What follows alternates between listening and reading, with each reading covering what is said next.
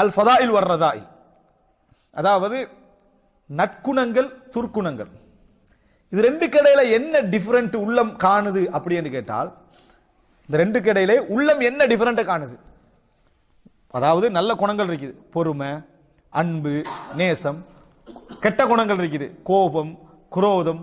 அதே போல பாவங்கள் எடுத்துக்கொண்டீங்கன்னு சொன்னா ஹலாலான முறையில போறது ஹராம். இதுல உள்ளம் என்ன டிஃபரண்ட் அடையுது அப்படின்னு நான் பார்த்ததுல, உள்ளம் அடையக்கூடிய அந்த சாய்வு, நிம்மதி, உள்ளம் தேடி போறது, இதை தவிர வேற எந்த டிஃபரண்டா நீங்க என்ன செய்ய மாட்டீங்க, காண மாட்டீங்க. அப்படின்னா என்ன?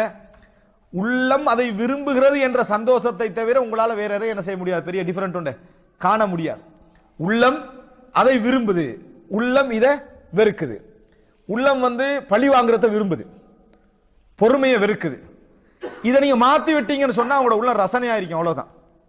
உள்ளத்தை அவர் சொல்றாரு, இது மாற்றத்துக்கு நீங்க என்ன செய்யணும்டா, ரசிக்க பழக்கங்களே தவிர எதை, பொறுமையை ரசிக்க பழக்குங்க, பழிவாங்குதலை வெறுக்க பழக்குங்க. இந்த இடத்துல மாற்றம் நடந்தா பெரிய மாற்றம் பின்னால் என்ன செய்யும், நம்ம அதை யோசிக்கிறல. எதன் காரணம், அந்த வெளிப்பகுதியெல்லாம் ரிசர்ச் பண்ணிப்போம்.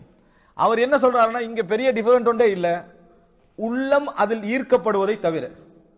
உள்ளம் பொறுமையில ஈர்க்கப்படுகின்ற இடத்துக்கு நீங்க கொண்டு வந்துட்டீங்கன்னு சொன்னா, பொறுமையை விரும்புற இடத்துக்கு, பொறுமையால் உள்ள நன்மைகளை உள்ளத்துக்கு சொல்லி கொடுத்துட்டீங்கன்னு சொன்னா தலைகீழ என்ன செய்யும், அது இந்த இடத்துக்கு வந்து விடும். பார், அல்லாஹு தஆலா குர்ஆன்ல சொல்றான், அல்லாஹு தஆலா தான் எனது வலாக்கின்னல்லாஹ ஹப்பப இலைக்குமுல் ஈமான வ ஸய்யனஹு ஃபீ குலூபிக்கும் வ கர்ரஹ இலைக்குமுல் குஃப்ர வல் ஃபுசூக வல் இஸ்யான். அல்லாஹு தஆலா தான், நீங்க பெரிய குஃப்ர்ல இருந்தீங்க, அல்லாஹ் தான் உங்களுக்கு ஈமானை அழகுபடுத்தி அதை கவர்ச்சியாக்கி உங்களுக்கு உள்ளத்துக்கு விருப்பமாக்கிக்கிறான். நிஃபாக்கையும் குஃப்ரையும் பாவத்தையும் உங்களுக்கு வெறுப்பாக அல்லாஹு தஆலா தான் என்ன செய்திருக்கிறான், ஆக்கி இருக்கிறான். அப்ப அந்த விருப்பு உள்ளத்துல மாற்றி நடந்துட்டேன்னு சொன்னா நீங்க நல்லதை என்ன செய்வீங்க, நிம்மதியா செய்வீங்க, கெட்டதை வெறுப்போடு விடுவீர்கள். இந்த உள்ளத்துல நிம்மதியை உண்டாக்குற பழக்கத்தை என்ன செய்யுங்க, நல்ல குணங்களுக்கு உண்டாக்கி கொள்ளுங்கள் என்ற ஒரு வார்த்தை என்ன செய்யறாரு இதுல சொல்லி